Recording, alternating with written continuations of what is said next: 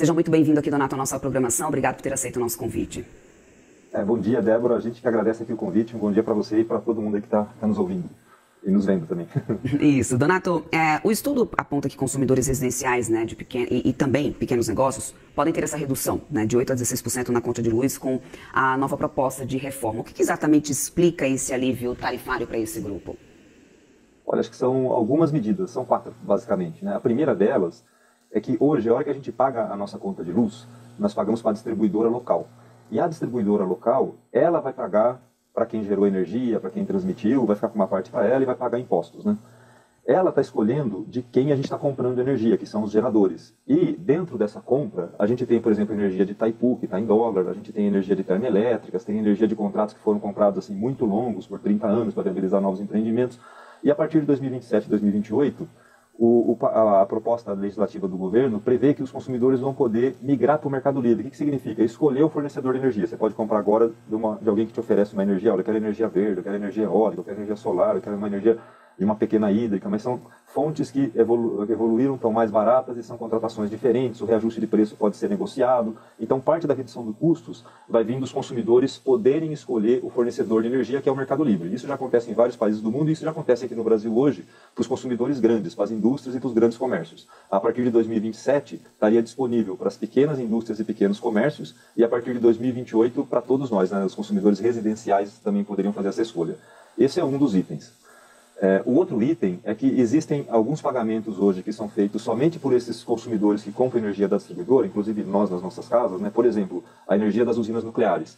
Hoje só paga quem está no chamado mercado cativo, que compra energia da distribuidora. A proposta do governo é ratear esse custo para todo mundo. Então, o consumidor cativo que está pagando essa energia mais cara sozinho, os consumidores pequenos, vão poder ratear com todo mundo, reduz o peso da conta. Também, a esses painéis solares, né, eles têm subsídios e as distribuidoras recebem um pedaço desse subsídio. Hoje é pago somente pelos cativos, ele propõe ratear para todo mundo. Conforme os consumidores começarem a exercer essa opção, vou comprar energia de outro fornecedor, a distribuidora que comprou energia para ele pode começar a ficar com sobra. Ela comprou e não tem mais para quem vender.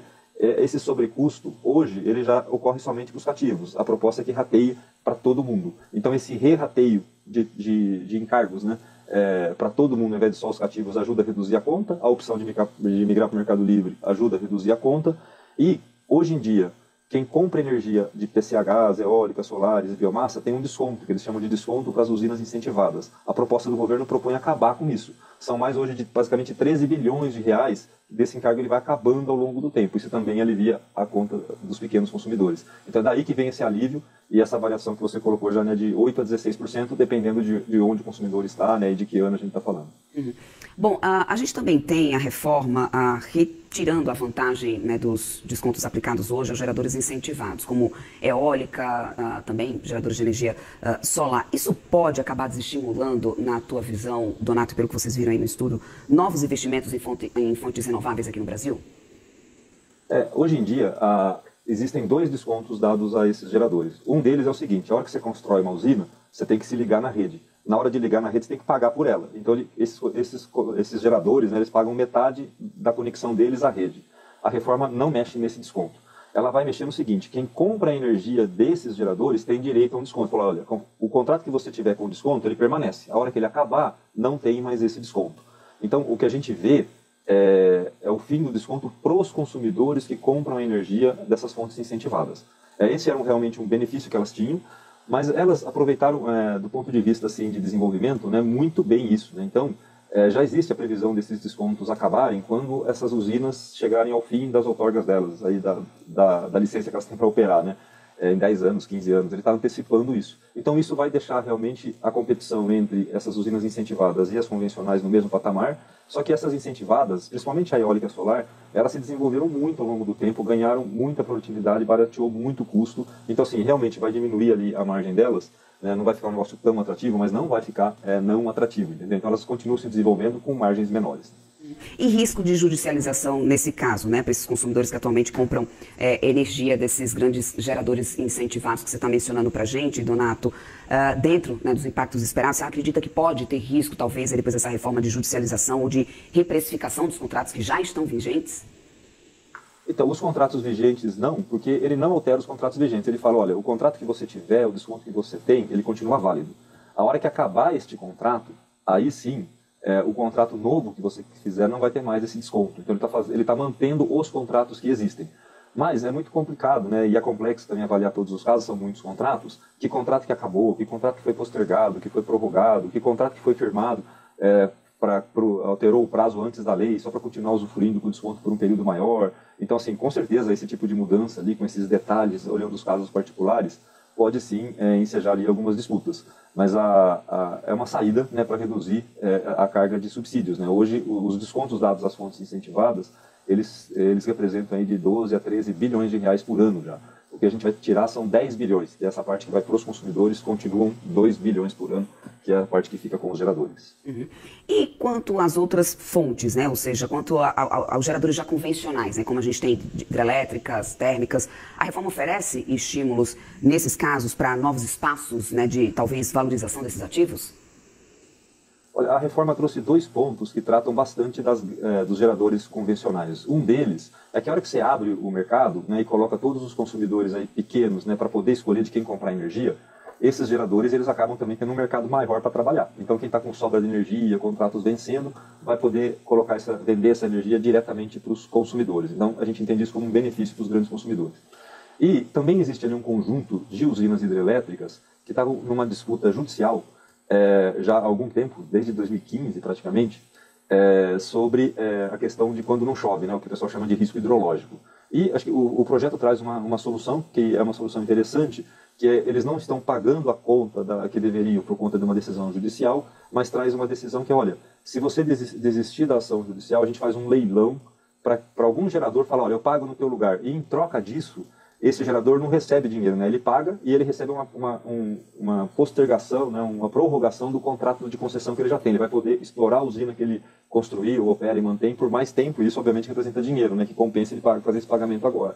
Então ele também traz a opção de resolver um problema que se arrasta. Hoje, basicamente, ele está na faixa de 1,5 a 2 bilhões de reais, né? Que não são, que acabam não sendo pagos todo mês por decisão judicial, de tirar, desjudicializar esse pedaço da operação do setor. Então, acho que tem bem benefício também, a abertura do mercado e que é mais consumidores para poder vender e também resolver esse problema que está se arrastando ainda já tem um bom tempo.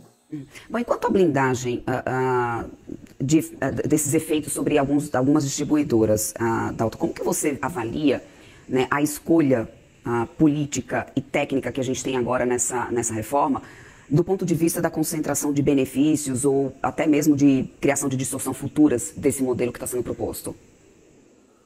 Olha, o setor elétrico, ele tem vários agentes, né? Tem geração de energia de um jeito, de outro, quem distribui, quem transmite. Esses agentes todos econômicos, eles se reúnem, né, em associações setoriais. E as associações se reuniram o ano retrasado, até antes das eleições e depois das eleições também, e estabeleceram uma pauta. Essa pauta ela é pública, ela está na internet. É www.agendafase.com.br. E os agentes todos do setor estabeleceram 5 prioridades, né?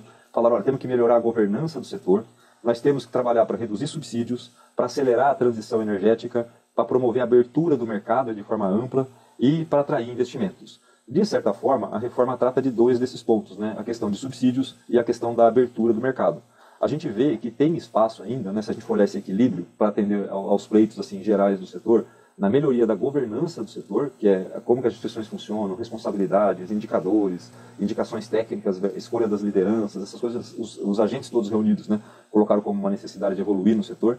E o outro ponto, que é um ponto assim, muito importante para o setor, quando a gente fala de abertura do mercado, essa abertura, o consumidor poder escolher a sua fonte, é um dos itens. Mas os agentes também querem interligação com outros países, eles querem aproveitar, né, a expansão que ocorreu aqui no Brasil, a energia que já existe, tudo para se conectar com outros países, poder ter mais ambientes de negócio, poder ter mais opções. Então essa parte não foi tratada.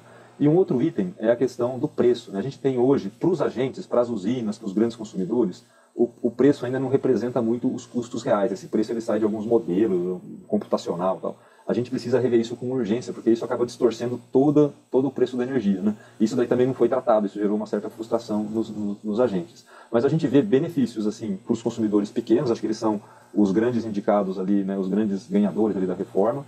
Ele traz também essa abertura de mercado, isso beneficia alguns tipos de geradores, mas aí, obviamente, a hora que ele pega alguns custos e rateia para mais agentes, ele acaba impactando, né, trazendo o custo adicional, né, que você já mencionou na abertura da nossa conversa, para os grandes consumidores. Os consumidores eletrointensivos, esses que já estão no Mercado Livre, eles não pagavam, por exemplo, energia nuclear, vão ter que pagar um pedaço. Eles não pagavam alguns subsídios, vão ter que pagar um pedaço. Existia uma previsão de lei que alguns subsídios estava até ao contrário, né? Os consumidores pequenos iam pagando cada vez mais até 2030. A proposta do governo falava, vamos parar com isso e todo mundo vai pagar igual, né? Com equalização lá em 2038. Então tem uma curva para chegar até lá. Então os grandes consumidores, são os que estão se sentindo mais prejudicados com a reforma, e os pequenos, que ainda talvez não saibam, mas vão começar a saber, né? Vão ser os mais beneficiados. Perfeito, quero muito agradecer a tua participação aqui conosco. Conversamos com o diretor-geral da consultoria Volt Robotics, o Donato Filho. Sempre bem-vindo por aqui. Até uma próxima, Donato. Nós que agradecemos. Muito obrigado, um ótimo dia. Até mais.